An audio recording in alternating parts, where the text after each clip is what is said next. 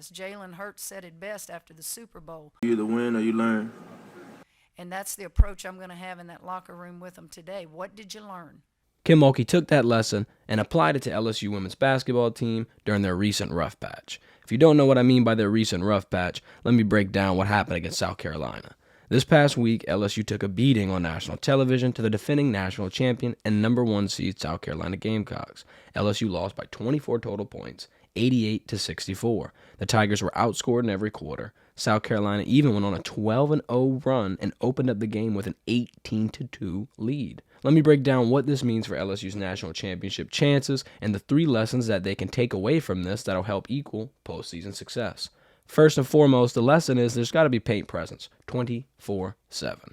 When you got someone like Angel Reese, a lot of talent, a lot of length, and a lot of physicality, you want to use it. When you look at her performance against South Carolina, she played Aaliyah Boston, AP Player of the Year as of right now, 14 points and 9 rebounds Aaliyah put up.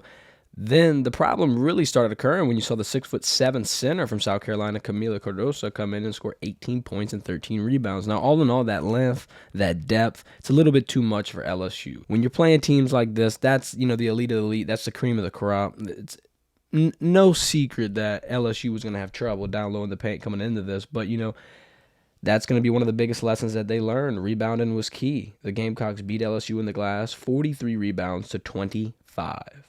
I think if you can continue to play through Angel Reese and continue to use her as that defensive anchor, I think that LSU's paint presence will continue to be impressive, and they're going to learn from the South Carolina game that, quite frankly, will be a game and a type of performance that'll be few and far in between for LSU. Let's look at her big game against Ole Miss. 36 points, 20 rebounds, huge response to the South Carolina defeat. She got a lot more active in the paint, and she put together quite an impressive highlight reel. Second lesson LSU needs to learn to be able to create some success in the tournament is that they have to have offensive consistency from start to finish. If you want to look at the South Carolina game, over 44% of the field goals attempted came from Alexis Morris. She went 11 for 29, and she even scored over 35% of LSU's total points, scored 23. It's great to have someone be able to shoot the ball and someone be able to perform in the big moments when the lights get bright. And quite frankly, you'd expect it to be a veteran guard like Alexis Morris. However, you got to have more scores. You can't just look to one player. If she's having an off night, it'll create some trouble. Let's take a look at Alexis Morris versus Ole Miss. 16% field goal percentage, 6 points total from the field, and this all in all resulted in a back and forth game. This is the most important stretch of competition, of play, the most meaningful games. This is when the lights get bright, so the slumps, you don't want it to happen right here. All in all, positive from LSU's offense is the charity stripe. They're able to execute, and when they are at the line, they're able to take them away. Against Ole Miss, over 34% of their points came from the charity stripe. So a little bit of increase in the three-point shooting, a little bit of increase in the efficiency area, and I think LSU will be looking good. Third lesson they need to take from this loss, and probably one of the more important things that will help them push deep into March will be the bench points. They got to use their depth. They got a lot of talent, but they're going to have to dig deep and create that 8 to 9 woman rotation that's going to be able to play long, play hard, and play with the best of them.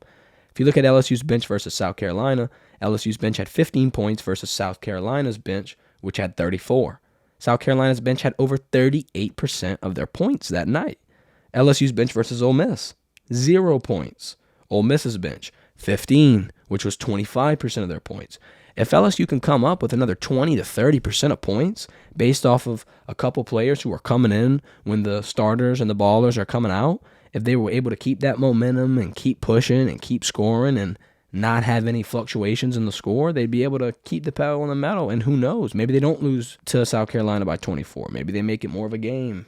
All in all, Kim Mulkey's in her second year, and it's still fairly early. She's had great success, and she's grown leaps and bounds. She had the best turnaround as a first-year SEC head coach for her program, and it looks like they're going to continue heading in the right direction, especially with the number 1 recruiting class this year. However, you're going to have to dial down some things a little bit. Maybe not a national championship run this year, but good experience, good depth, and it's going to help LSU get to where they want to go. You're going to have to play these rough games. You're going to have to get this experience, and you're going to have to, quite frankly, just fail so you can learn. Moving forward for the SEC tournament, they're going to have to find a completely new point of attack and a new scheme when they're playing South Carolina. What they did last week just straight up didn't work. Kim Mulkey's aware of that. Everyone who's watching was aware of that. So that's going to be the only issue that I see in a South Carolina rematch, is that they went out, executed their game plan. They know everything that they can do, and they can build off of it.